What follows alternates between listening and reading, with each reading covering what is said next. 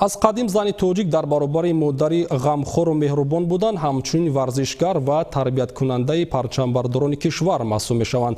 ҳамин аст ки имрӯзҳо саҳми занҳо дар рушду инкишофи тамоми соҳаи хоҷагии халқ ба вижа дар варзиш низ чашмрас аст. дар ин бора Мирхон Ҳусейнов бештар маълумот медиҳад.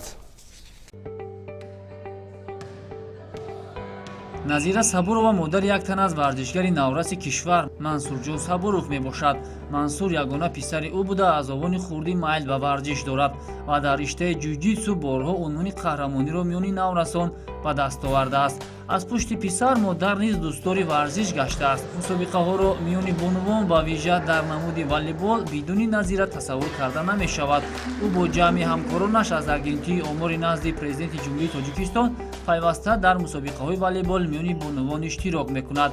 маҳз дастгирию ғамхориҳои модар аст ки писар дар майдонҳои бузург рӯсурху сарфарозу муваффақ аст.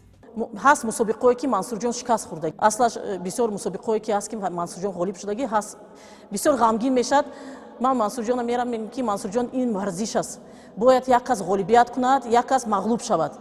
но барое ки ту хоҳӣ ки ғолибият кунӣ, ту бояд бисёртар машқ кунӣ.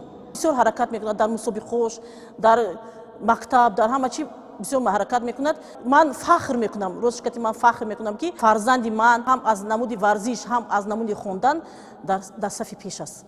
Назира Сабурова на танҳо дар мусобиқаҳои дохилӣ, балки дар чемпионатҳои Осиёву ҷаҳон низ писарашро ҳамроҳӣ мекунад. бо вуҷуди он ки мураббиён роҳбаладӣ хоҳанд кард, аммо ин омил низ қалби нозуку меҳрубони модару ором гузошта наметавонад ва ҳамеша бо вуҷуди бохту пирӯзӣ дар канораш будан мехоҳад.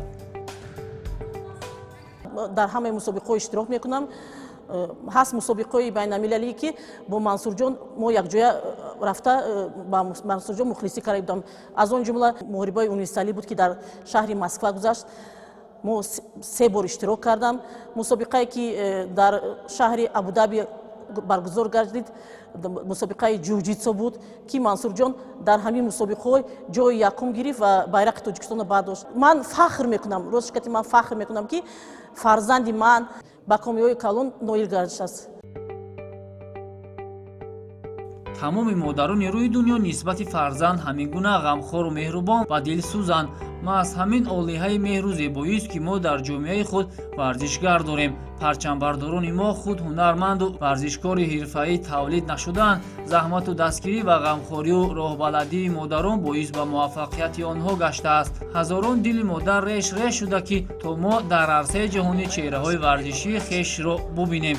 сафи варзишгарон аз ҳисоби бонувон низ ҳамарӯза дар кишвар рӯ ба афзоиш дорад. ин гувоҳӣ он аст ки мо барои ҷомеаи солим заминаи бузург гузоштаем. ҳадафи мо ки ҷалб кардани духтарҳо бо самти тарбияи ҷисмонӣ ва варзиш аст.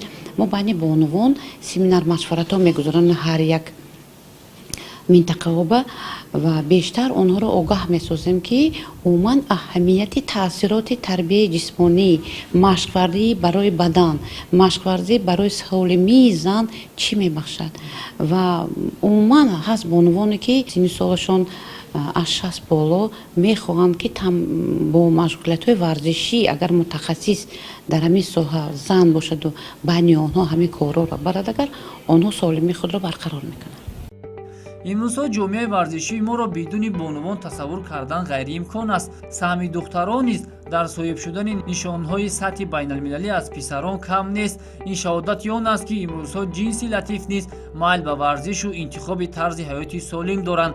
агар мо ба дилхоҳ риштаи варзиш таваҷҷӯҳ кунем, дар он тамрин ва ё иштироки духтаронро хоҳем дид ки ин омил гувоҳи он аст ки зали тоҷик ба ҳама кор қодир аст. бо иродаву матонату ҷасурияшон ба ҳар коре ки ҳиммат банданд дар он муваффақ мешаванд.